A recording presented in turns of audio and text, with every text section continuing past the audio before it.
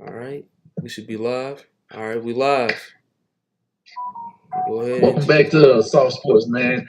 You already know what it is. Where we talk sports, the best sports in Houston, hands down the best sports show in Houston. What we got in the round table today? What's good, H-Time? It's your boy Swisher. and you got your boy Wise. Salute to everybody tuning in today. You know we got a big game. It's football Sunday coming up. Make sure y'all hit that like button. Make sure y'all hit that subscribe button. And if you need the link to the Discord, like I said, you can hit me up. I'll send it to you.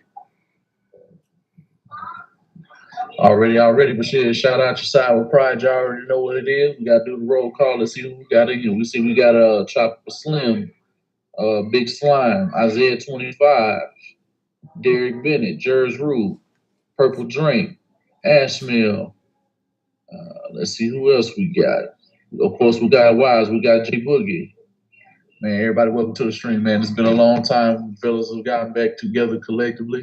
Honcho shot us all the info so we can be able to put on for the sauce while he's away in his absence. Just know that everything's good on his end. He'll be joining us back, shortly, and it's gonna be like the band never left. So, make sure y'all shout out y'all side with pride. Y'all already know what the roll call is.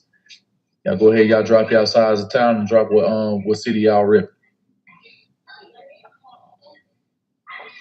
Trinity Gardens, I see. Albany, New York. Mitch Corner of Mayhem, what's good, bro?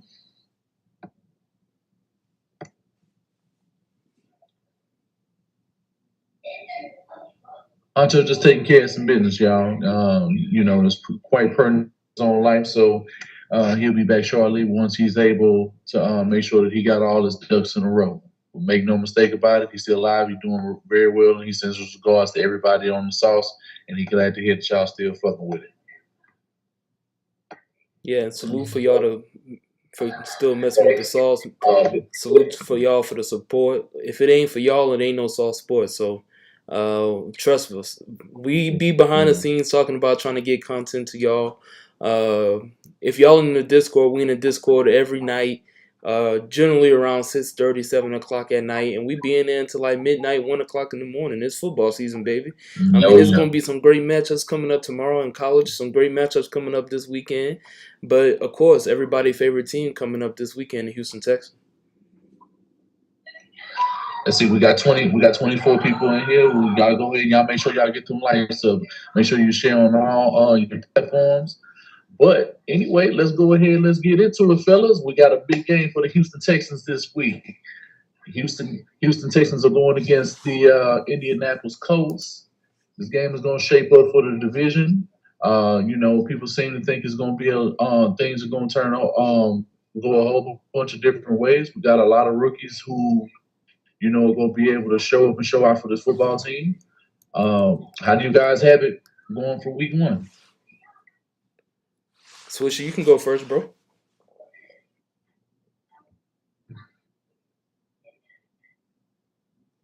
We can't hear you. I don't know if you muted yourself. Yes. Oh, there you go. You can hear him? I hear him on the stream.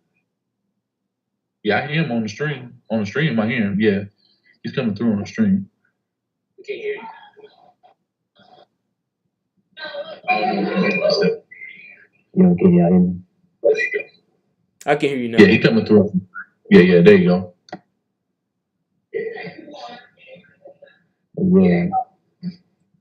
There you go. You good, Swish. All right. What was the question? Yeah, how you seeing game one against the Colts? How do you see it?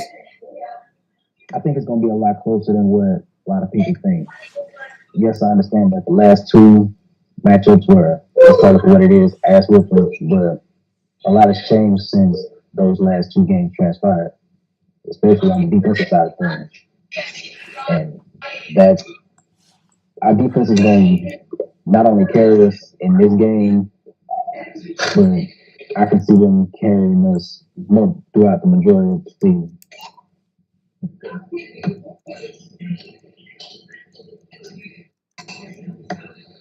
All right, wise well, shit. How you got it? Man, this is gonna be an interesting game, man. It's week one. We got Matty Ice coming into town. We got my boy Jonathan Taylor's coming into town. Unfortunately, they're not gonna have a Darius Leonard and things of that sort. But I mean, when you look at this Indianapolis coach, they're a well coached team. When they got Frank Wright at the helm, and they always pick up the pieces. Think about it. The last 3 years, they didn't have three different quarterbacks and still had a winning record. They didn't have Phillip Rivers. They didn't have Matty Ice. They didn't have Carson Wentz over the last couple of years. So I just want to say that the Indianapolis Colts, and we got a young team. I love our roster. I love what Nicky Casarios did this free agency. I love the dogs that he brought in. I loved all of these guys that's right above here. These are the guys that's going to be making an impact week one. But do I think we're ready to start actually putting that talent to translate to wins against the Colts? I'm not too confident in that. I think it is going to be a close game, like Swisher said. I think we're going to lose probably by 3 to 6 points, and it's just going to come down to. It's just really going to come down to the time of possession in this game, because the last time we played the Colts and they beat us, they really dominated the time of possession all last season. So we got to look at running the ball, getting the run game started early. Maybe Davis, Doms, Mills, whatever you want to call him. He's going to have to actually try to take some deep shots. He's going to have to take some deep shots to be able to beat the Colts. But do I think we get over that hedge in week one against the Colts? Nah, not week one. But I think we will progress later on in the season. All right. Well, as I got it right now, I think you are pretty much going to be right with your assessment. I think when you take out Alec, when you add in Alec Pierce being paired up, with Michael Pittman, Jonathan Taylor is a beast. You got Quentin Nelson pushing the pocket. They got Braden Smith who's playing a lot better, as the right tackle, and the fact that Matty Ice is going to be able to perform with a running back and an O line of this caliber. I think whenever he's had these things going, he ends up having, MVP caliber seasons.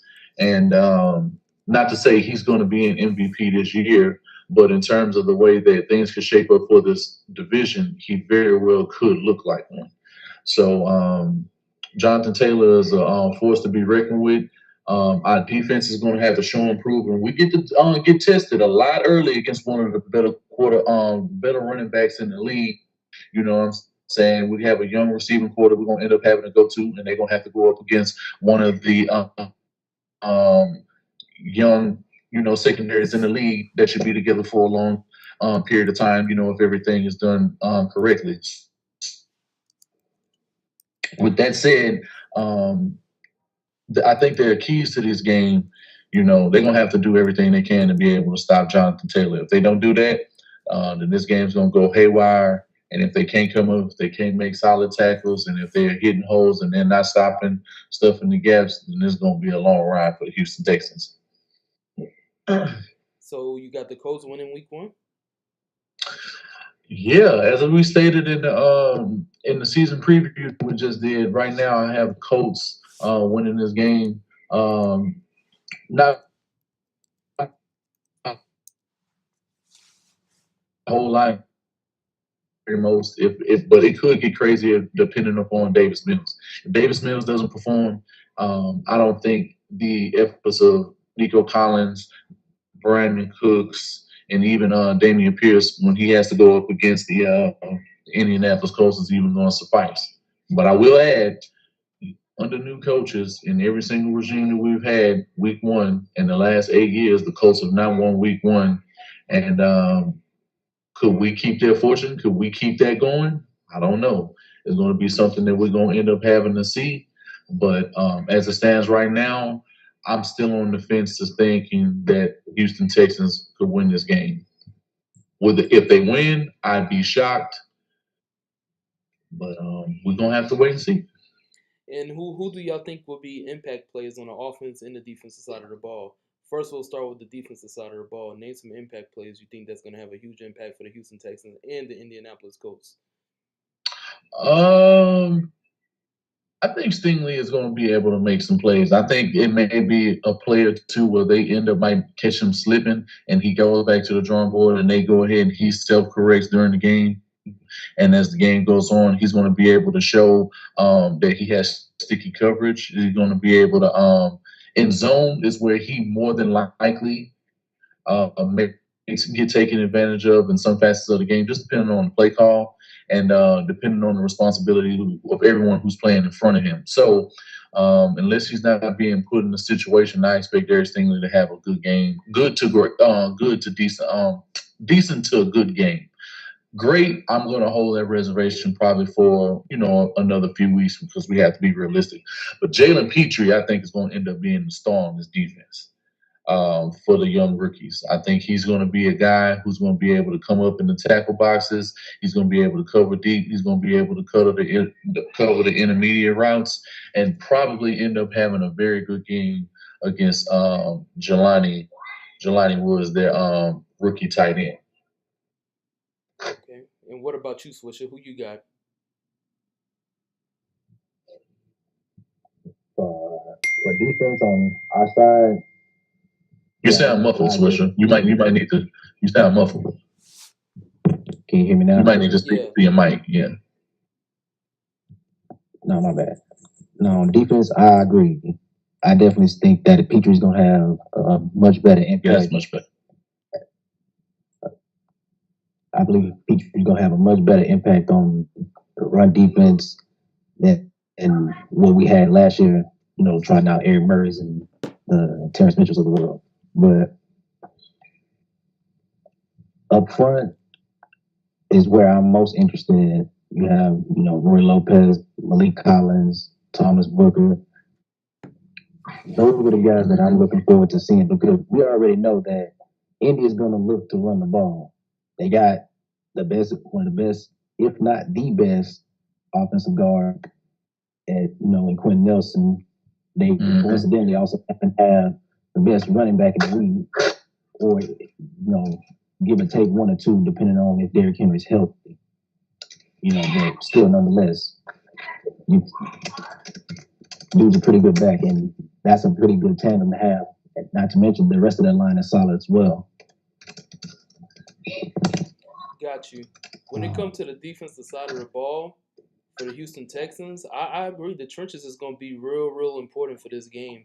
When you're looking at Thomas Booker, when you're looking at Roy Lopez and guys of that sorts. But my biggest impact player for this game is going to be Jonathan Grenades. Jonathan Grenades, it's going to be a big game for Jonathan Grenade. He finished the last season short of 10 sacks. He's going to be a breakout player. He's looking to make a name for himself. It's a big contract year coming up for him. He's looking for that ascension from the Houston Texans. I think he started the season off strong. And even though Stingley Jr. is my favorite players, even though Petrie is one of my favorite players, I think Grenade it's to all start off with Jonathan Grenade. If he can get the pass rush started, if he can start setting the edge and things of that sort, that's going to help with the secondary. If the secondary can play in man and can lock up dudes, lock up a Michael Pittman, if they can lock up a Alec Pierce and guys like that for the Indianapolis Colts, then we can start talking about, okay, this defense got some dogs. Unfortunately, Christian Harris ain't going to play this week. I would say he will be all over the field this game, but I really see a big game coming from the secondary because Matty Ice do struggle when it comes to turnovers. And then, like I said, Jonathan Grenades in them trenches. So I'm kind of torn, but my most impactful person for week one will be Jonathan Grenade. Later in the season, then I'll start saying a Stingley Jr. and a Petrie. It's just that I know with secondary players, it's going to take them a couple of weeks just to get adjusted. You're going to see veteran quarterbacks attacking our secondary real early because they know we got rookies, but then they're going to find out that's going to be a mistake, trying to test the ball hawk like Petrie or test the ball hawk like Stingley Jr.'s. But when I look at the offensive side of the ball, and then we're going to transition and go back around, on the offensive side of the ball, the biggest impact player is going to be Dameon Pierce. Dameon Pierce is going to set the tone for this game for the offensive side of the ball. It's as simple as that.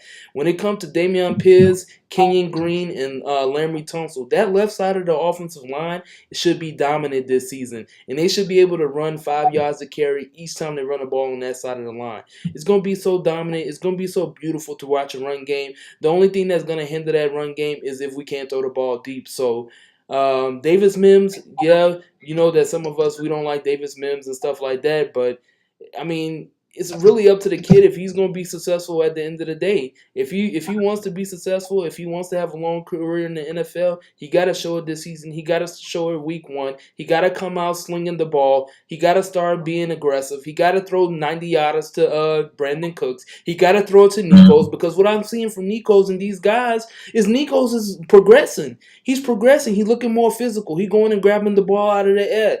He's being more physical as a receiver. So we're going to see Nico take another step this season. We're going to see Dameon Pierce make an impact. But at the end of the day, it come up to the offensive captain, and the offensive success is going to come up to Davis Mims. What is he going to be able to do for this team? Is he going to be able to lead this team?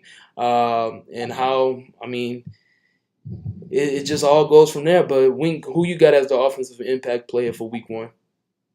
Well, I think it's a trend that we always had when it comes to the division, and I am with you when it comes to Damian Pierce, but I'm going to send out a special shout out to Kenyon Green. I think Kenyon Green is going to be able to pave the way for, yeah, I think he's going to be able to pave the way for everyone on this football team. He's going to be able to buy a lot of time for Davis Mills when he gets ready to pass. Hopefully, they're effective on third downs, but he's definitely going to be able to move the defensive line around for Dameon Pierce to be able to eat.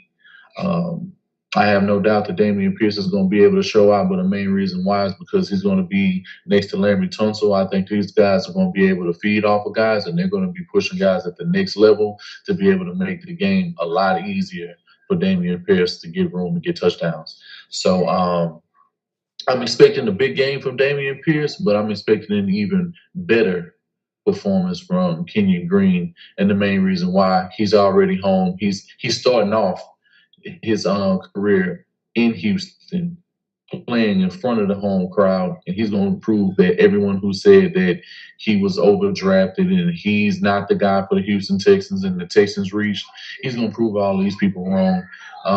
And I have no doubts about it. So shout out to number 59 for being able to take care of business, because once he gets out there, it's not going to be any mistakes that the Houston Texans online are going to be here for the future.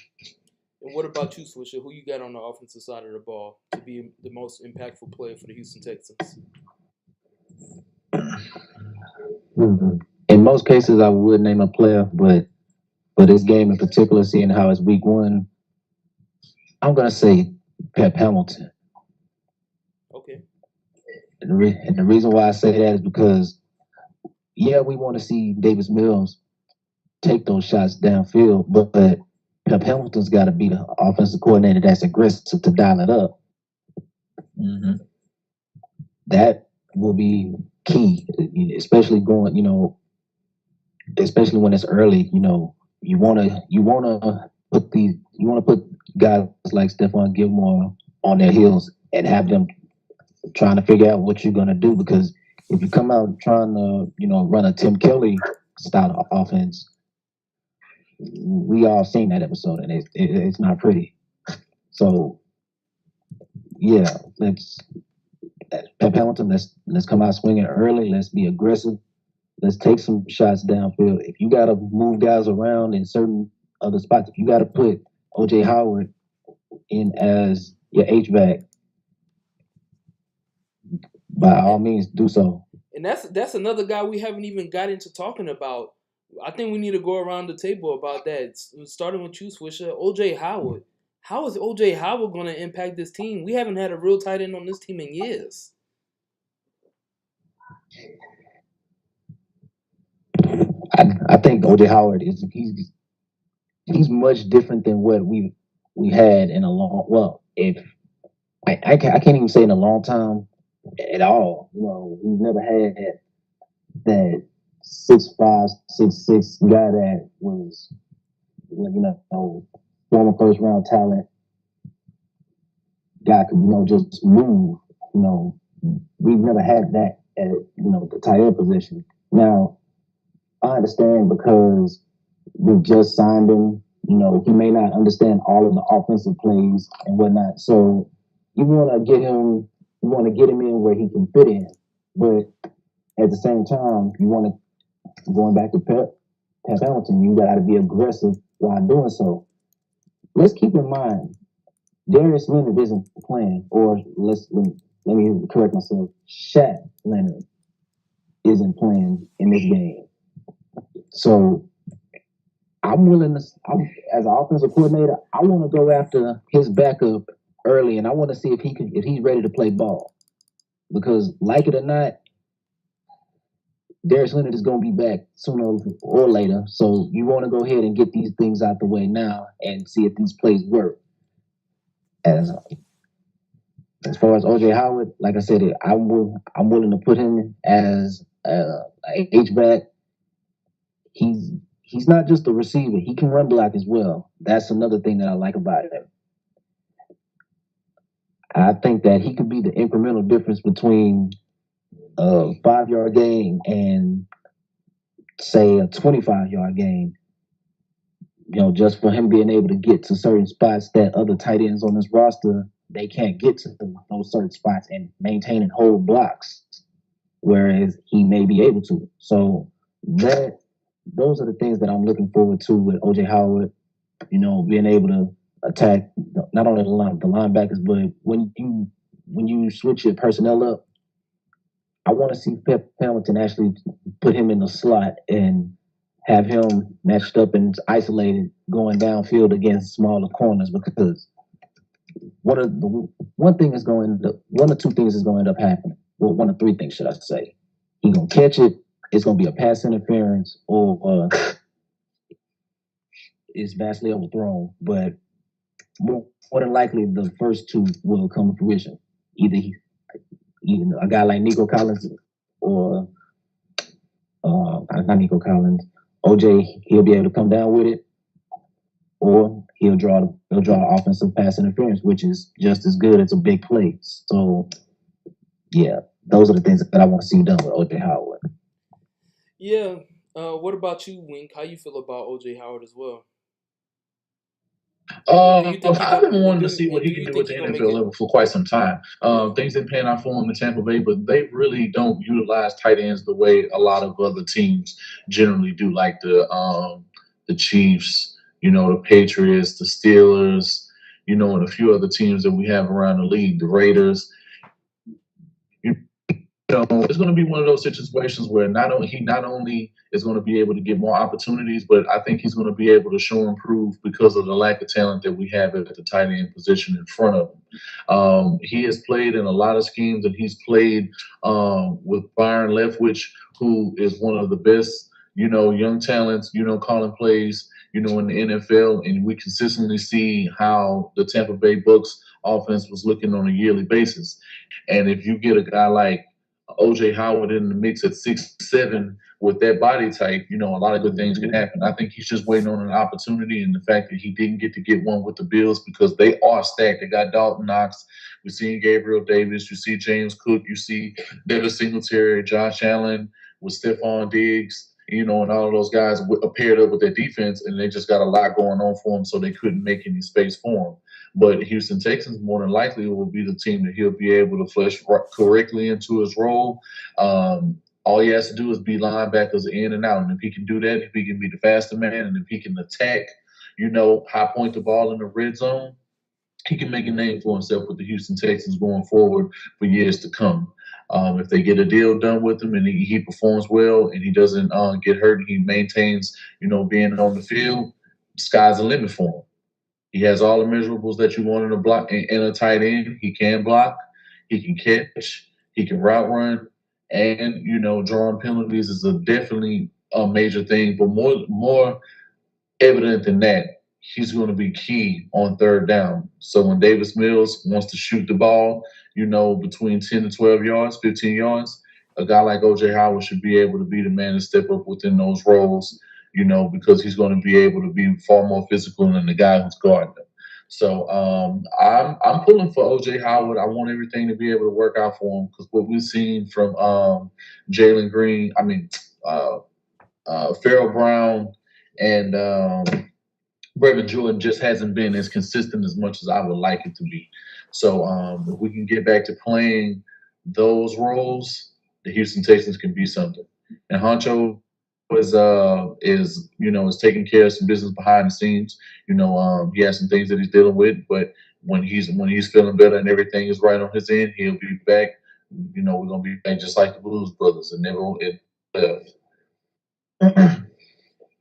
Got you. And I like, Jalen Green and Kenyon Green. We got a lot of greens in town that's gonna be super solid players. So salute to the Houston Rockets, salute to the Astros, salute to the Dynamos, salute to the Dash, salute to the Texans, salute to all the Houston sports teams out there. Right. And U of H. U of H got a game tomorrow against Texas Tech. Go beat them Texas Tech Raiders. Raider Rash. But anyways, I'm gonna go ahead and and say what I gotta say about OJ Howard. It's a low risk, high reward type of situation when it comes to OJ Howard. OJ Howard, yeah, he was washed. Yeah, he didn't work out in Tampa Bay. Yeah, he didn't work out with the Bills. Yeah, he got cut multiple times. But he a big body tight end that can block, like Swisher said. He know how to get his hand in between the pads. He know how to push guys back off the line of scrimmage. And he can make plays when it comes to the red zone. So he's going to have endless opportunities with the Houston Texans this season. It's going to be up to him, like I said with Davis Mims, for him to succeed.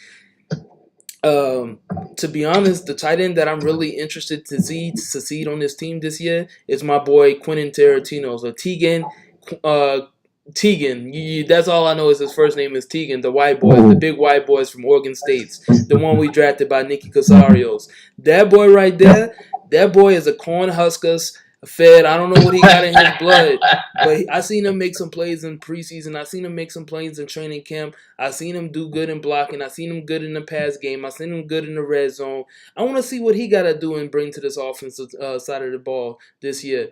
And then, like I said, Davis Mim is a guy that likes to dink and dime. So the tight ends is going to get a lot of opportunities to get some passes. And also some of the running backs are going to have some opportunities to have a say in the pass game as well. Yep. But after talking about the tight ends, who fears you the most, really, when you're looking at the Indianapolis Colts, when you're looking at the offensive side and the defensive side? So I'll go around the round table, but each person name one person from the offense and the defense on the Colts that you have fear going into week 1 against the Colts. For me personally, I think because of the unknowns and the history that the Houston Texans defense have had against certain players, I think Alec Pierce could definitely be a problem for the Houston Texans from the 3 spot, just depending on where they line him up. I think if he gets to go against a guy like Darius Stingley, it won't be much of a problem. But the fact that he does run a 4-3 and the fact that he is a rookie, he's a guy that you're really not going to have that much tape on. And the guys who we don't have a lot of tape on in the NFL level, those seem to be the sleeper guys who show up against the Houston Texans. And the Houston Texans always have a receiver that they don't fare well against, regardless of how legit the team has been when it comes to the Indianapolis Colts. They find a way to have some receiver just come out of the woodwork and blast us, whether it was T.Y. Hilton, Reggie Wayne, Marvin Harrison, some of these backup guys that they've had, to be able to go in on it. So that's one thing that I'm definitely going to be keeping my eyes on is his play, because I don't think Michael Pittman is going to be able to do as much, because I think they already know what they have in him, but it's the guys that they don't know that they have are the ones that they're going to underestimate. And if they take advantage, it's going to be someone like him or Jelani Woods. Okay. When I look at it, when it comes to the defensive side of the ball for the Colts, I'm gonna have to say DeForest Buckner, that interior defensive line. He gonna run. The run game is gonna really, really, really rely on him. Because if he's able to disrupt the interior of our offensive line, if he's able to win against the center, if he's able to win and they line him up on the right side of the offensive line going against AJ Cann, we might see him get some success. We might see him get some tackles for a loss. We might see him Yeah. get going and getting some pressure on Davis Mims. So I think he's going to be a huge impact player on the defensive side of the ball. And when we're looking at the Yeah. offensive side of the ball, I think it's just going to be JT, Jonathan Taylor. And we haven't been shown to be able to stop Jonathan Taylor since he's been in the league. I mean, it hasn't been long, but the guy is a beast. He's going to run through tackles. He's not afraid of contact. And it's all going to lead up into this pass rush, to this front seven, what they're going to be able to do. Yeah, we got some dogs at linebacker. Yeah, we got some dogs at the front seven. But we need guys to tackle, wrap up, take guys down to the ground. We don't need to see guys shoulder tackling. We don't need to see guys shoestring tackling and stuff like that when we've seen in years past. We need guys not to be afraid to attack the hole, not to take good pursuit angles, and to put a helmet on Jonathan Taylor and show him, hey, we the new Houston Texans. We ain't getting ran on just by anybody. So, Swisher, who you got? On offense, I'm gonna say Quentin Nelson. Oh, Now I know that's not a flashy pick, but it all starts in the trenches, and we all know that if they can get it going up front, it's gonna be a long day. It's gonna get bad, and it's gonna get ugly, and that's just something that I don't want to see. I don't want to see the Texans go out there and get bullied. You know, that's not a good look for Houston sports. I'm gonna just keep that one home. Like that, no. But yeah, Quentin Nelson is the guy that he comes in. If he shows up and shows out, and he's able to just erase people, you'll see Jonathan Taylor going for a big game, and it'll all be right behind him. On defense, Wise took my guy. I was gonna say the Force, but I'll switch it up. I'm gonna say Stephon Gilmore. That's a good one. That's a good one. That's who I was going to say. Because I ain't even give a defensive guy, but that's exactly what I was going to say. So we agree when it comes to that. And the reason why I say Gilmore because he's one of those corners that has been around, and how do I put it? He's been around a lot of winning organizations. He knows what winning football looks like. So from a awareness and technique standpoint, he will have not only himself prepared, but he'll also have the other corners prepared, and that'll also that could possibly bode well for them.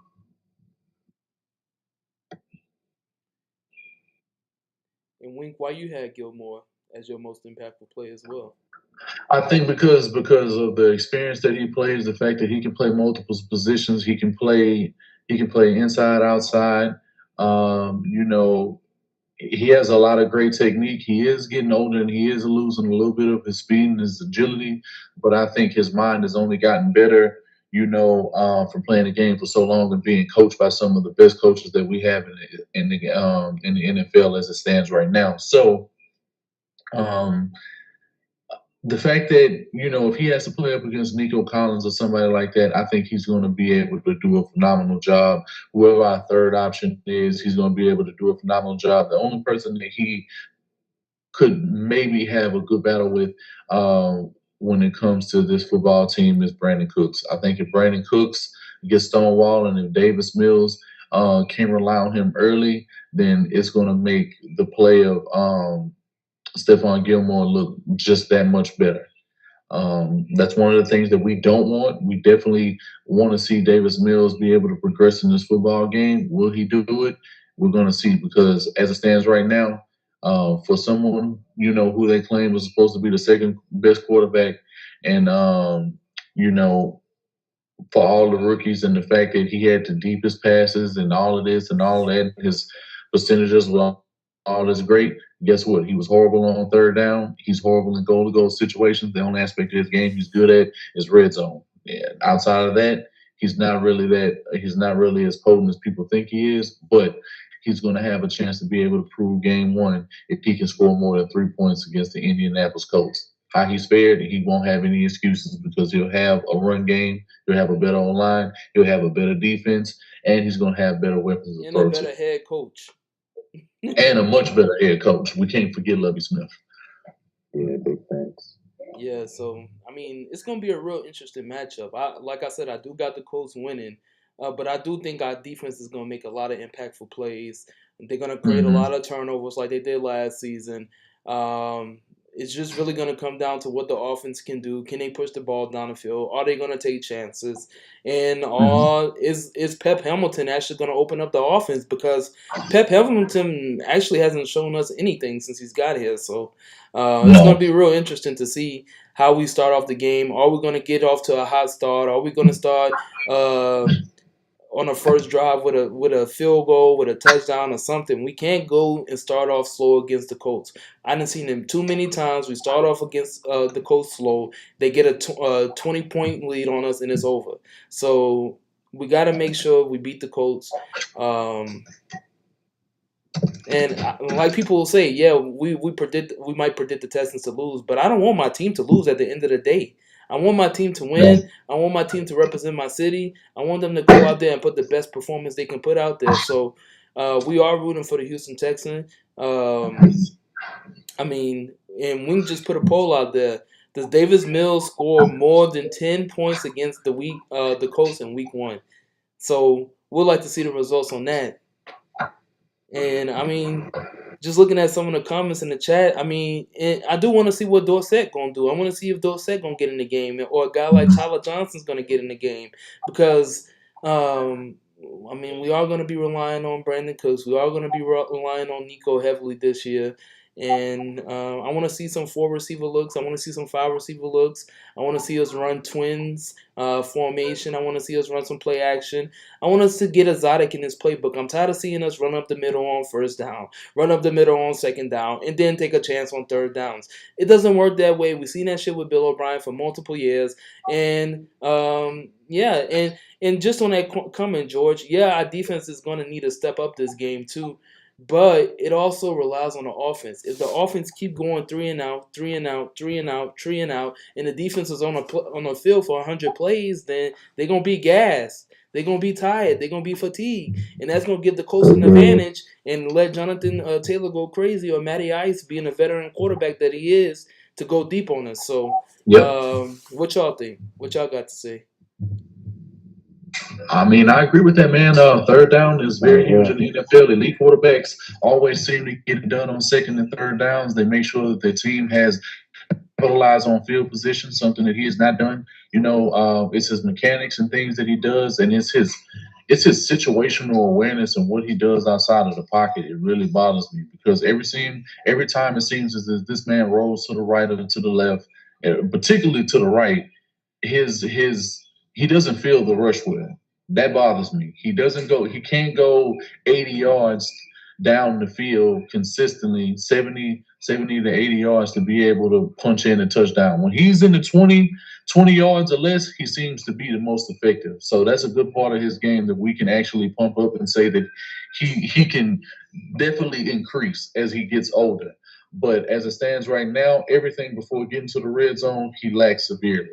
So, with that being said, um, you know, I want this team to win. I want this team to do good. We want some W's on the boards, but I don't think he's the guy right now to be able to take the promised land or at least put us in a playoff contention to be taken seriously. I think in the next year or so, in these upcoming drafts, we have a lot of quarterbacks that are going to be coming out, from various programs who could be able to lead to charge. If he fails this season, and you know, that's what we can look forward to if he doesn't pan out. Yeah, but the one thing Yeah. what you gonna say, Swisher? Go ahead. My bad, bro.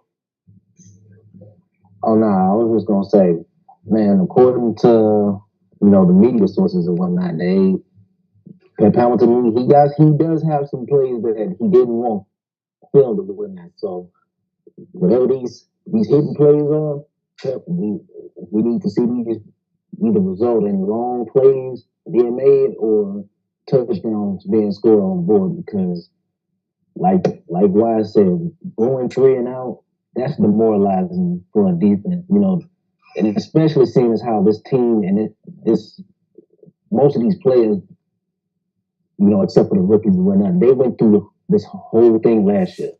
Nobody wants to go through that again. So, offense, the offense has to come together. It has to produce points, and in return, when you're scoring points, if the defense is able to manage to keep them at 3 points, again, if you're able to do your job on offense, you don't have to score a touchdown on every possession, but it would be nice.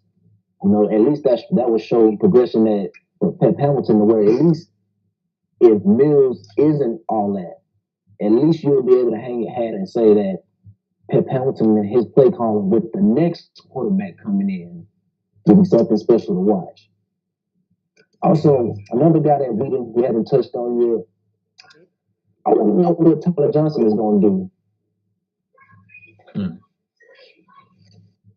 Yeah. Because being that fourth option out of the slot, like you said, why it's going more full wide sets. You spread the defense out and actually allow Mills to go through his reads. Now, I'm not going to, just because I've spoken on Pep, I will say the same thing with Mills. We can't see the same things that we saw in preseason where guys were wide open and he's looking another way. We can't have that. If we start seeing that, because as fans we're watching that and we're able to see that live. So I know in the field room the coaches are pointing that out.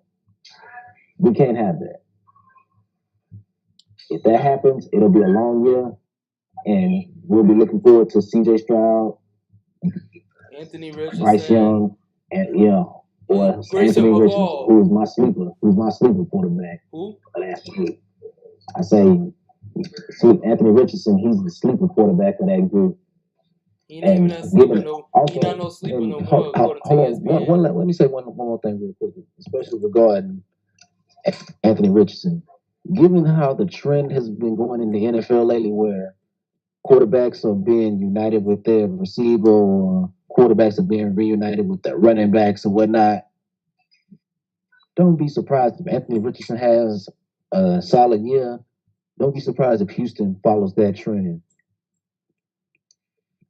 Don't get me wrong, I love me some CJ Stroud, but I also know that the trends in the NFL,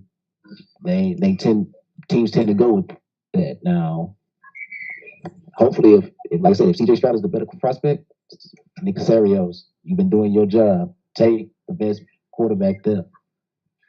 And this is one thing I do want to say. The one thing I do like about what this team has done is they have actually bought into the city of Houston finally. That's something we've been begging for on the Sauce forever. We've been telling the Houston Texans, please buy into the city. Please put the swingers. Please change up the uniforms. Please get the players involved. Please, thank God they are finally changing the culture around on Kirby. Please, thank God. We finally got guys we finally got a competent head coach where guys going to run through a wall for him. We got players that look happy. It look like it's a better morale in the locker room since we didn't got rid of that dirt WD-40. So, I mean, it's going to be a good season this year. It's going to be a bad season. I don't expect us to win a lot of games, but I do expect us to be way more competitive.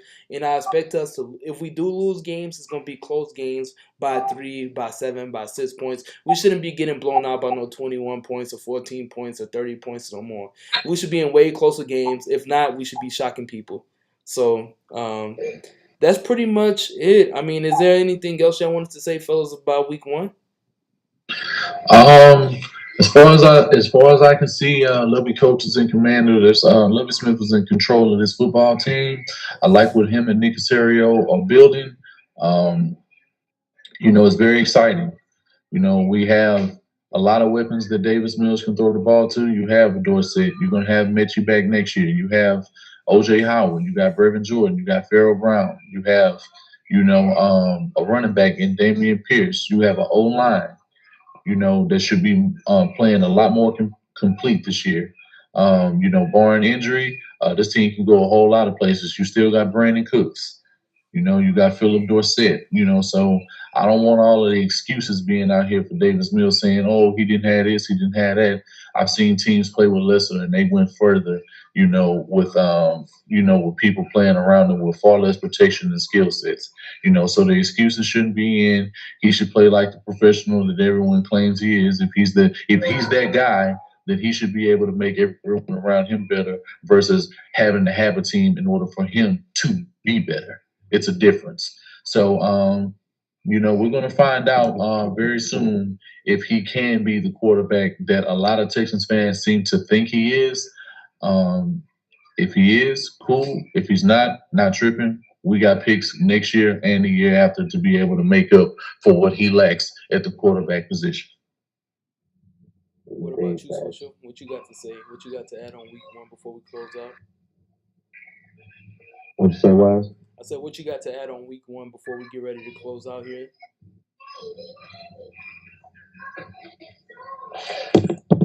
Man, like I said, just from an offensive standpoint, we got to come out aggressive.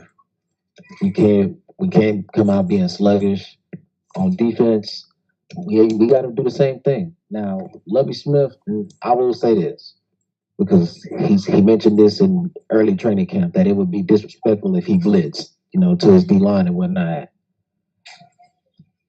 Let's remember, Matty Ice ain't no Lamar Jackson. He's not about to take off and run for 40 yards. If you gotta send an extra man with the athleticism that we have at linebacker, by all means, do it. You want to kill the narrative that that a lot of fans have. Not us in the Sauce, but a lot of fans outside of the Sauce. They believe that he only runs, a cover 2 and whatnot. Being able to, sprinkle in a lot more man concepts, that also will be very pivotal towards how we can contain what the Colts are trying to do. Because as we all know, Matty Ice, he's a pocket passer. So if you're playing bump and run or press man, that completely throws off the timing of how the routes are being run, the spots they got to get to. That allows your pass rush to get there and get home. So Lovie Smith, we got to be more aggressive on defense as well. All I gotta say, bro, it's a Stingley Jr. and it's a Petrie season. We got some headhunters on this defense. It's going to be way better this season. And even if we lose, I'm still going to be talking shit. But when we losing, I'm going to be talking quiet. But when we not losing, I'm going to be talking shit. So it don't matter.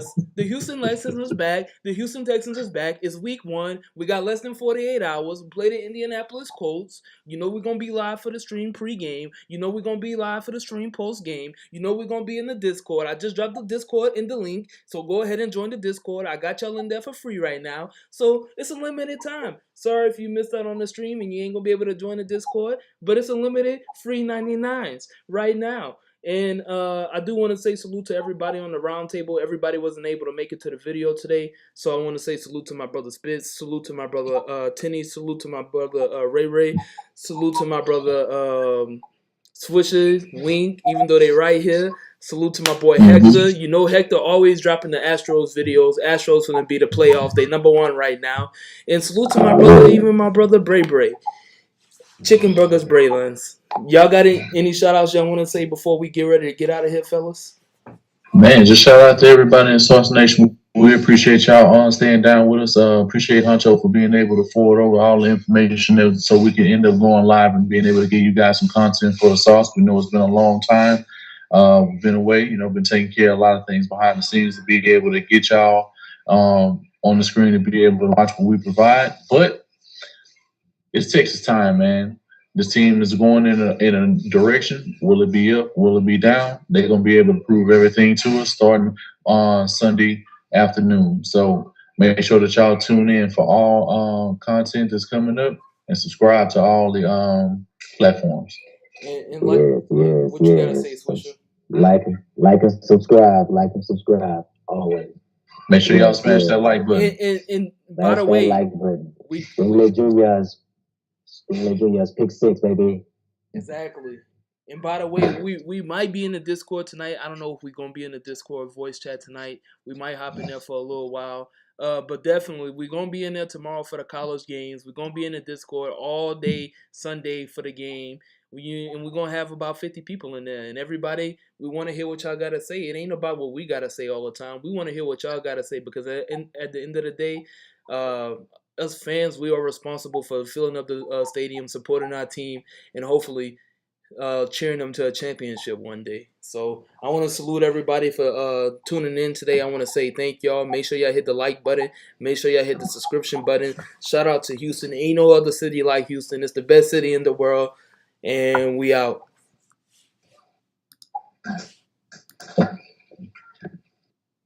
Good stream.